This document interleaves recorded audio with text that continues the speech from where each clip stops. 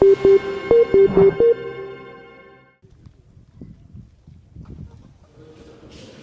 նրանում էր, որ իրանք ուզում էին ճշում գործադրել, սկսենք այդտեղից։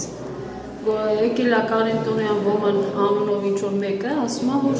պետք է հեռանաս տեղամասից, իրա տեղամասից։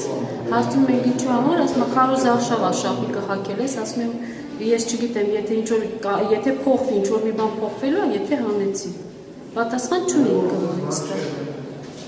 Անկախ ամեն ինչից, բոլորն էլ գիտեն, որ ես իմ ազգի հերոսն եմ, իմ ամուսինն է, անկախ ամեն ինչից, թող բոլորն էլ գիտակցեն։ Ուղղակի իրանք զգում են, որ իրանք պարտվելու են, դրա համար էլ ամեն քայլի դիմում են։ Ուրիշ ոչ մի բան։ Ես գիտեմ, որ Արայիկը հաղթանակացավ։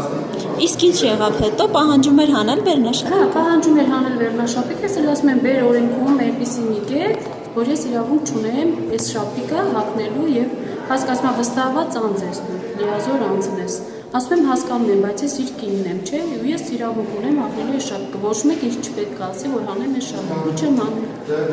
Չեմ էլ հանելու։ Կարծում եք ով է արել սա։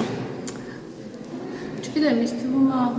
բոլորն էլ գիտակցում են ով արել, ես կլինի չասեմ որն է, բայց ինձ թվում է, որ հենց Խաչատրյան Երվանդից է այդ ճնշումն եկել, ուրիշ ոչ մի բան։ Ասեցին ինչ որ չգիտեմ, շապիկը նկարել են այսպես ու ուղարկել են չեմ իմանում ում, տեղեկացվել է ինքը եւ մարդ են ուղարկել, որ իբրև Տոնոյան Կարենը չգիտեմ ով է, ես չեմ էլ իմանում ինքը ստեղի չի էլ ապրում, որ իմանամ ստեղի քաղաքացիա կամ ինքը իրավունք էլ չունի, կա ինձ տեղամասից դուրս անելու։ Սկսենք հենց ստեղից։